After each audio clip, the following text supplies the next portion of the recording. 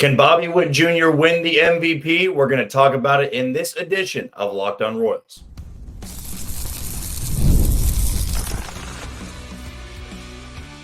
You are Locked On Royals, your daily Kansas City Royals podcast. Part of the Locked On Podcast Network, your team every day. You are tuned into Locked On Royals on the Locked On Podcast Network. As always, I'm your host, Jack Johnson, and you can find me on Twitter or X at JohnnyJ_15. That's at JOHNYJ_15. Today's show is brought to you by eBay Motors. If you're ever wondering where to find the right part, eBay Motors is always going to have you covered, and we're going to talk about them coming up in about 10 to 15 minutes or so. If you're a first-time listener and you want to know a little bit more about me, well, this is probably a weird episode to introduce you. This is not my usual background. I'm on vacation, but I thought at least in the span of this week-long vacation, wanted to get 2 episodes out. We're going to have one today, and then we're going to have one on Friday. That's going to be a Mailbag Friday that I'm going to try to get out sometime around the morning. So we'll try to send that tweet out. Again, you can follow me on Twitter at JohnnyJ_15. We'll send that out Thursday night probably, but this goes back to, for the first-time listener, this is not where I usually podcast from, not just a random office in the hotel as to where I'm staying at, but you have to make with what you got. All I care about is the internet service, and I've had so many issues with that when going outside of Kansas City from my podcasting room. Can't always trust the connection, but even sometimes in my podcasting room, the connection can get a little bit spotty. But based in Kansas City, I work at Sports Radio 810 WHB. I do some hosting, some co-hosting, and some producing as well. And I stay pretty busy in sports, outside of sports. Daily life pretty much always revolves around sports. But with this podcast, when you click on this link, you're going to get 30 straight minutes of Royals baseball, whether I'm in Kansas City or I'm not in Kansas City. And even though this week is a little bit unique, hard not to be excited doing an episode on vacation because of what the Royals have done on this homestand against both the Oakland Athletics and then the first 2 games of this Detroit Tigers series. They'll play a little bit later on today, 1:10 p.m. Central Time. First pitch going to be Cole Reagans versus Tarek Skubal. So can't get much better than that in terms of a pitcher's duel. I'd imagine it's going to be a very low-scoring game. But the good news is the Royals have already won the series. So there's not really the added pressure as there was the last time the Royals faced Tarek Skubal because they didn't blow game 2. They have smoked the Tigers in the first 2 games of the series. And I do think a big reason of that has been a collective effort from the offense. We have seen the offense since returning from Seattle really go on a tear. I think they were great in the Oakland series. They've been great in the Tigers series. A big part of that was Maikel Garcia heating up. We're going to talk about him in the 3rd segment today. Salvador Perez just continues to drink from the fountain of youth. We talk so much about Bobby Witt Jr., who we're going to open the show with. We talk so much about him, but Salvador Perez deserves at least a little bit of praise for, MVP honors. What he is doing for this storybook season is almost more impressive than what we're seeing from Bobby Witt Jr. I think because we all expected this a little bit from Bobby Witt Jr. and not so much Salvador Perez. I mean, to turn in the career year at the age of 34, that's crazy stuff. That's incredible stuff. But I do want to circle back here and talk about Bobby Witt Jr. to kick off today's show. This, to me, is going to be one of the single greatest seasons we've seen from a Royals player in their franchise's existence. Right now, he's tied for 2nd on FanDuel in MVP odds. He's behind Juan Soto and Aaron Judge. I believe the last time I checked it, that's where he stands. I just have a hard time believing that he's not going to be at least in the final 2 when it's all said and done. I think Gunnar Henderson's going to have a really good shot at it. But to me, here's what it's going to fall back on. Is right now the Royals have had the best 50-game start to their season since 1976. So 2nd best start, tied it. So you can say it's the best, just tied with the 1976 club. If Bobby Witt Jr. turns in a 6-7 WAR season, he's clearly the star of this team. and the Royals go on to win anywhere from 85 to 90 games and get to the playoffs. That's going to give him that additional boost, that additional push in the latter parts of the season to win an MVP, because what this team's expectations were, and being able to put on a season like this and have maybe the single greatest turnaround in MLB history, right? Very few times can you see a team go from 100 losses to 85 to 90 and make the postseason. Hell, maybe even win the division. I mean, the crazy thing, the Royals have won all 5 games on their homestand, and yet they haven't gained any ground on Cleveland. But now Detroit and Minnesota are way, way back in the standings. They're now 7 and 8 games back of Cleveland. So it kind of has become this 2-team race. And for Bobby Witt Jr., the longer the Royals stay in that first place hunt, the better those odds are going to be. Because we discussed this way back in the offseason about Bobby Witt Jr.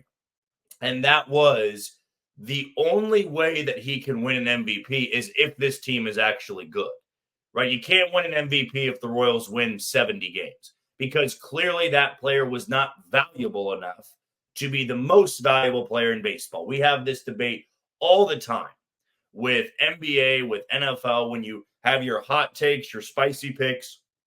It's pretty simple that the MVP winner is usually, I'm going to say usually, there on a team that's a playoff team and on a team that has won a lot of games.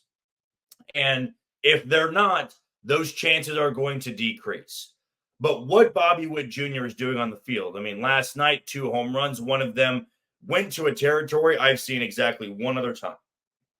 And it was Mike Trout against the Royals. It was off Jason Vargas, and he just absolutely unloaded on a pitch. And it landed in that area of the fountains, like the second deck of fountains.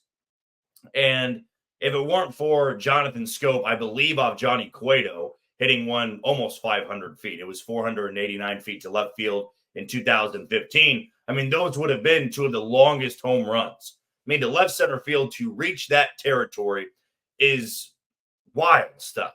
But it's not just the power, the raw power, the hit tool.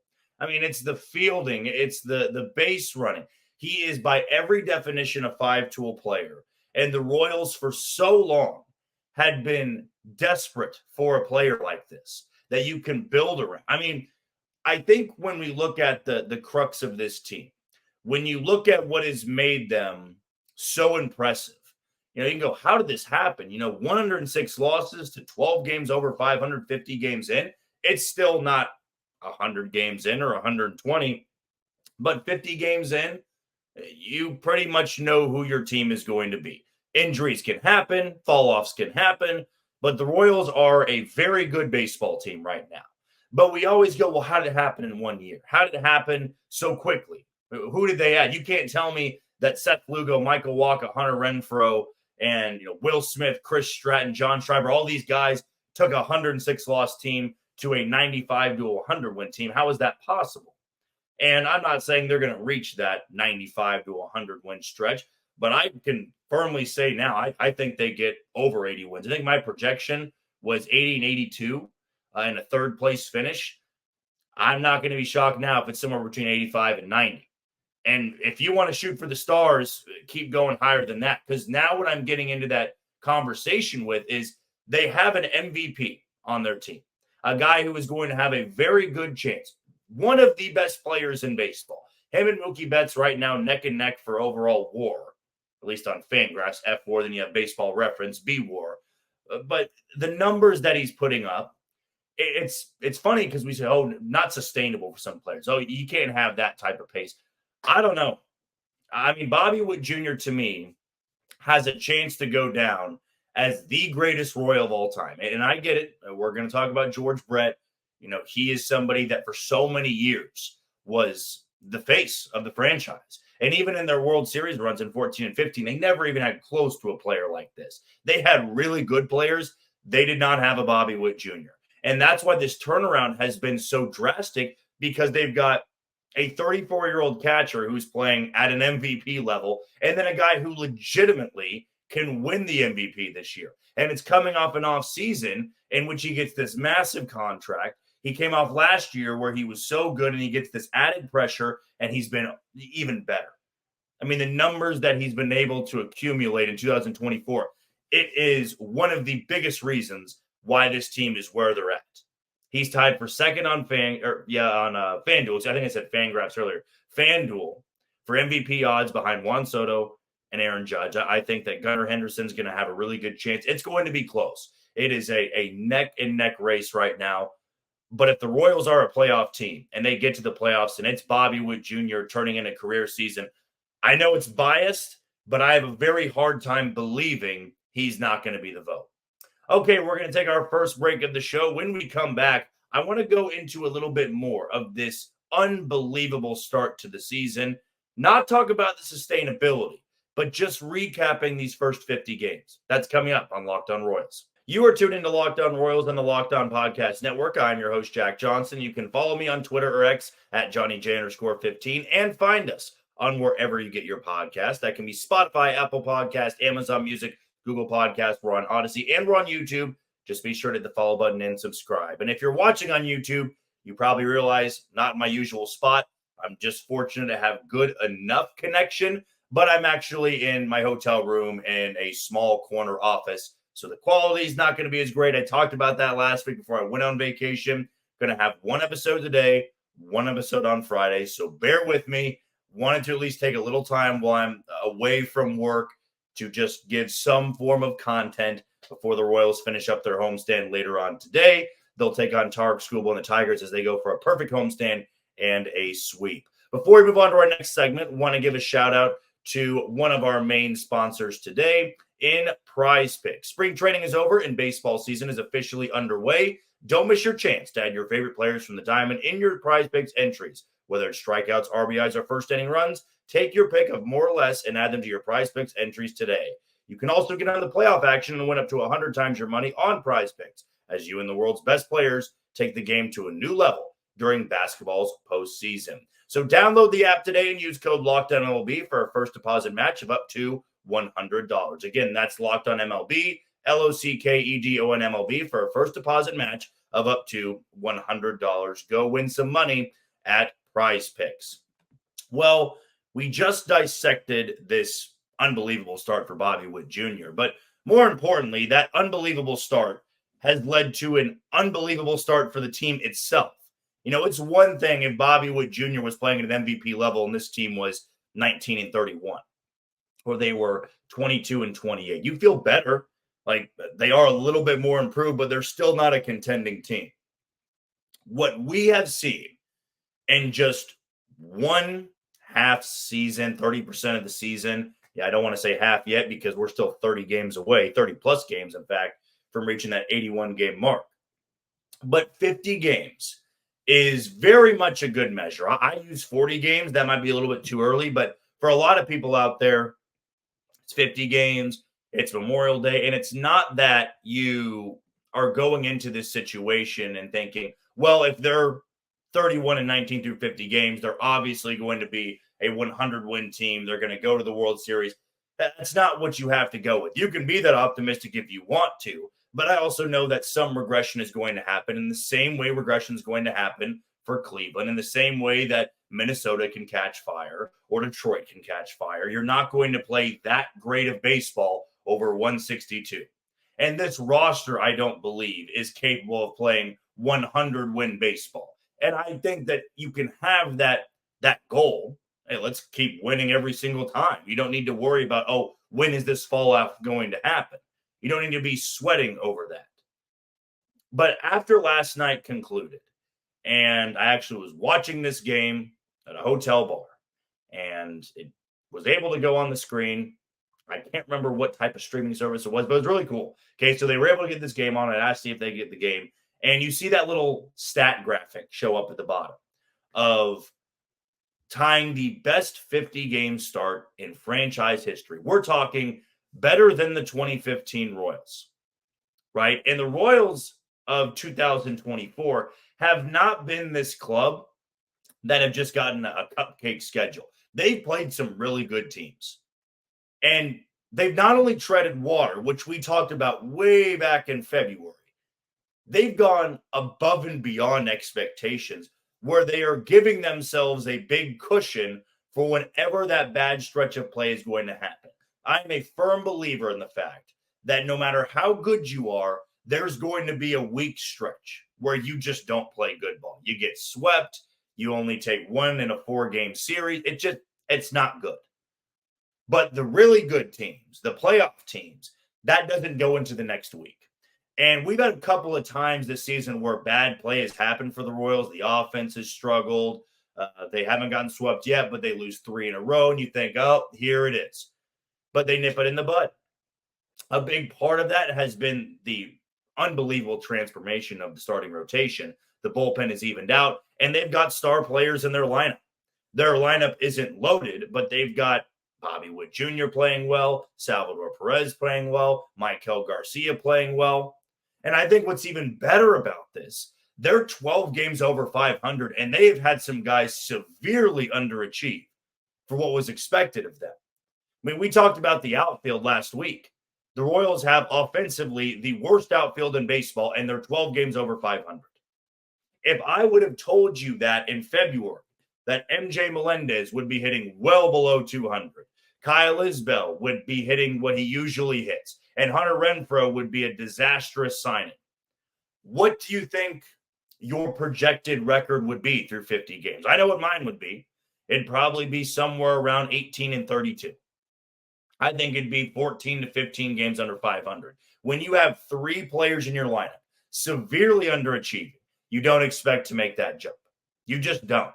And that's why, baseball can be so unique and so odd and so transformative when you're a fan, because you can't really pinpoint why certain things happen. Like even when the Royals last year had 80 to 90 losses and only 30 wins at some point, they had that 7-game winning streak. The mind can be manipulated. And you look at that 7-game winning streak and go, man, every time they go out and take the field, I expect they win. That's a team that's 30-90 or 32-90. But the better you play, you start to convince yourself, I just expect to win. But this year, it's almost been this difference of even when they lose, it's not like that team was so much better than the Royals. There's not been one team the Royals have faced this year where I walked away from that series going, they are nowhere in the same ballpark as that team. Didn't feel that way against Baltimore. Didn't feel that way against Texas. Didn't feel that way against Milwaukee. And in a handful of those series, they were the better team, but they choked away that game. And that's all the shoulda, woulda, coulda talk. I'm not going to champion losses, but the Royals are even better than what their record is right now. Their run differential continues to be top 10, top 5 in baseball. The rotation hasn't taken that dip. And honestly, the rotation's getting better. The bullpen has its moments, but they still have guys that are really locking it down. And what we are witnessing here in Kansas City is almost unheard of. I mean, I think that talk in the offseason of, the Royals can win the Central. You had some MLB Network guys talking about it. It was, Yonder Alonso's, Harold Reynolds making that pick. A lot of that was because the division was seen as so awful. It wasn't that the Royals were seen as that good. That, to me, was this big difference of you're not going, the Royals are really good. They were sneaky, but it was like they could win this division with 82 wins or 83 wins. That's the thought. That was the expectation of the Central. But to me, when you look at this group and what they're doing, you can't really wrap your mind around it. I mean, this coaching staff has done a just tremendous job. I was about to say unbelievable again. I've said it about 7 times in this segment.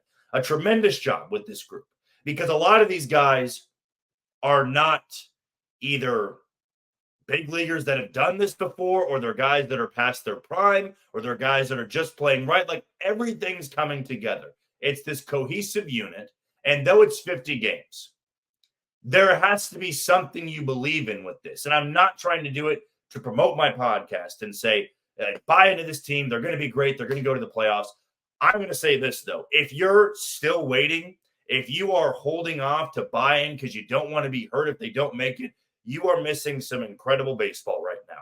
You are missing baseball that we have not seen in Kansas City in a long, long time. They've got an MVP candidate. They have a Cy Young candidate. They've got a good enough bullpen. They have a fun group. They have a unit that is also close, and you get that 2014, 2015 vibe. I mean, even when they lose, you never feel like they get stumped. You always feel like they have a chance. And I start to wonder, the deeper they get into this season and the more those wins pile up, when are we going to start talking about this being maybe the greatest single season turnaround in Major League history? We've had our criticisms of the front office before, of the coaching staff. We've had that before. But if they actually go on to get to the playoffs between 85 and 90 wins after tying a franchise record of 106 losses last year, it's just, it makes your mind spin. It makes your brain turn to mush, basically, with how quick that can be. Teams that lose that much last year are not supposed to be one of the top 5 teams in baseball, even through 20 games. Like, can you imagine if Oakland started the same way the Royals did? You'd be talking about them going, wow, that is unbelievable. And I said it again. I'm going to continue to use that. That's just something that is unheard of. And the fact Oakland didn't, and they're still improved, like, that's what I think a lot of people thought the Royals would look like. They're better. They're 19-30, 19-31. It's not an eyesore. Like, they're not playing at the level that the Marlins were, the Rockies were. They're still not good. They're a top 5 team in baseball right now. Do I believe they'll be a top 5 team when it's all said and done? No. The longer that they continue this pace, though, the easier it will be for me to come on one day and say, this team is going to be playing baseball in October. And that, I think, at the end of the day, when you just break it down, that's the main goal. Just get to October, bring it back to Kansas City, and you can build on that. Before we move on to our final segment, I want to give a shout out to Locked On Sports Today, a free 24/7 sports streaming channel program for you every day to bring you the biggest stories without all the screaming. Locked On Sports Today brings you can't miss analysis, opinions, and news streaming 24/7 on YouTube or the free Amazon Fire TV channels app. Part of the Locked On Podcast Network, your team every day. When we come back, I want to dive into some of Maikel Garcia's numbers and a little bit of MJ Melendez's numbers. Is Garcia finally fixed, and is Melendez officially lost? We'll talk about that next on Locked On Royals. You are tuned into Locked On Royals on the Locked On Podcast Network. I'm your host, Jack Johnson. You can follow me on Twitter or X at JohnnyJ_15 and find us on wherever you download your podcast. And it's usually not going to be just 2 episodes a week or coming to you from a hotel office, but I'm on vacation. Going to get a show out today, going to get a show out on Friday, and then it'll be back to normal next week. Didn't want to leave everybody out in the dark for 5 days, not have any content out there. So try my best to get it out there, hoping the connection holds up here for the final little bit of the show. But no, if you're a first-time listener, I don't do the podcast from hotel closets or hotel offices where the sound's not as good. We have a much better setup back home, but right now still on vacation for a couple more days. Before our final segment, I want to give a shout out to eBay Motors. Passion, drive, and patience, the formula for winning championships, is also what keeps your ride or die alive. eBay Motors has everything you need to maintain your vehicle and level it up to peak performance. Superchargers, roof racks, exhaust kits, LED headlights, and more. Whether you're into speed, power, or style, eBay Motors has you covered. With over 122 million parts for your number one ride or die, you'll always find exactly what you're looking for. And with eBay Guaranteed Fit, your part is guaranteed to fit your ride every time or your money back. Because with eBay Motors, you're burning rubber, not cash. With all the parts you need at the prices you want, it's easy to make your car the MVP and bring home huge wins. Keep your ride or die alive at ebaymotors.com. Eligible items only. Exclusions apply. And eBay Guaranteed Fit is only available to U.S. customers. Just have a little bit left in the show today. So I wanted to dive into what we've seen from Maikel Garcia and what we've seen from MJ Melendez. Now, Garcia has been magma hot over the last 3 to 4 weeks or so. He's kind of transformed back into that premier leadoff hitter. You are seeing much more competitive at bats. You are seeing the batting average continue to rise. I think it was April 17th. He hit the lowest point of the season. He was hitting, I think, 164 or 165 it might have been. And right now he's hitting 264 going into today's game against the Tigers, the series finale and homestand finale, in which they'll face Tarek Skubal. nearly 100 points added to his batting average. And this batting line, this slash line, is what we very much expected from a guy like Maikel Garcia. And the power has been showcased a few times here and there. The defense has been as good as advertised. I think what I've been most impressed with has been his abilities on the base path improving. He's 11 for 11 in stolen bases. He's aggressive. He's a good base runner. Everything is really rounding out about his game. And I was concerned for a little bit in the early parts of the season of there are just some aspects to his game that I do not think are going to significantly improve. Like you looked at his approach at the plate, where he's a first pitch swinger. He's trying to ambush you. He's not seeing a lot of pitches. It felt like that was something that wasn't really going to change. In the same way it never changed for Whit Merrifield, in the same way it never changed for Alcides Escobar. They're just not going to take walks. They're just not going to see a lot of pitches. But I was wrong on that because the better he got, as the average continued to rise, he was fouling off more pitches. He's spitting on more pitches. And then he was waiting for that pitch to come to him, and he was able to line it out to right field, hit a gap somewhere. He's got the speed, and he's not Bobby Witt Jr. He's not hitting like Salvador Perez, but I would say at this point in time, he's the third best player on the team. That fluctuates a lot because I think 1 and 2 are pretty easily Bobby Witt Jr. and Salvador Perez. You can go to the pitching staff and pick Reagans and Lugo, but I think for offensive players, that third player can rotate a lot. Like it can be Maikel Garcia, it can be Vinny Pasquantino. Michael Massey's been phenomenal. I just look at what Maikel Garcia has been able to do to stabilize the top of that lineup. That's something that not every team can have. The good teams have good leadoff hitters, and I'm glad that Mac Quatrero stuck with Garcia at the top of the order. I remember having multiple Mailbag Friday questions about Garcia hitting leadoff. Should they drop him down, put somebody else up there? He stuck with it in the same way he stuck with Vinny Pasquantino in the 3-hole, and he was able to get out of that slump. So I don't see that top 4 in the lineup changing too much. I really don't. I don't see it being a significant drop-off. Now, the negative side of this, and what we're going to end the show with, MJ Melendez. I do think if I am going to sit here and say some players are for real, and I'm going to say this team may be for real, I can't put up a wall or make excuses for guys that I wanted to see improve, that I thought would be able to bounce back, right? I can't do that. That's unfair. That would be hypocritical of me. Of, hey, this guy's for real. This guy is pitching better than most expected, and this team is performing better than most expected. So therefore, you should buy in. And then when a guy's struggling, I have to say, well, it's only 50 games, right? I can't jump back and forth in that line and say 50 games is a lot, you need to buy in, and 50 games isn't that much, you need to give him time. MJ Melendez, to me, is at this point maybe at a 10% chance of getting to the level of expectation that I had set for him, of the bounce back level that I had envisioned. That doesn't mean he can't be valuable to this lineup. But where I thought he would be for this club, I give it a 10% chance that it happens. It's not 0. It's just not that high anymore. I do not think a reset is needed in Omaha. I don't think tearing up AAA pitching is going to do anything for him because he's been a big leaguer now for 3 years. He could always take the approach of what Mike Moustakas almost had to do in 2014, where it got so bad they needed to demote him. And then what happened was Danny Valencia got hurt the same day Moose was demoted, and he just had to get back in his car and get back to Kansas City. So it never happened. But then Moose got better as the season went on.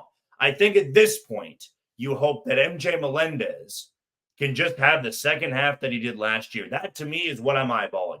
Get to the All-Star break and then hope that surge comes in the second half. Because if it does, you are adding more length to that lineup. You are adding 5 hitters to your lineup now because there are 5 guys that are hitting. Garcia, Bobby Witt Jr., Vinny, Salvi, and Massey. You add that 6th guy because one of those guys is probably going to fall off a little bit or be slumping when Melendez could get hot. But, 5 hitters is what you aim for. You get some length. And if it is 6, you're going to be winning a lot of baseball games. But right now, that's where I stand with Garcia, and that is where I stand with MJ Melendez. Hope for the turnaround, because if MJ Melendez starts hitting and Renfroe starts hitting and those bottom of the order guys do, this lineup is going to get significantly better than what it is right now. Well, that is going to do it for another edition of Locked On Royals and the Locked On Podcast Network. I've been your host, Jack Johnson. You can find me on Twitter or X at JohnnyJ_15. One last shout out to Locked On Sports Today. It's here for you 24/7, covering the top sports stories of the day with the local experts of Locked On, plus our national shows covering every league. Find Locked On Sports Today now, available for free on the Fire TV channels app. Well, tomorrow we're not going to have an episode, but I am going to be back on Friday. It's going to be a Mailbag Friday. Thank you for sticking with me with the spotty camera quality and the audio quality. Again, I'm on vacation. Wanted to make sure that I didn't miss out on entire weeks of content. So hopefully you enjoyed it. If you got any more questions, send them my way at JohnnyJ_15 or send them to me on YouTube. But until Friday for a Mailbag Friday, you take it easy, Kansas City.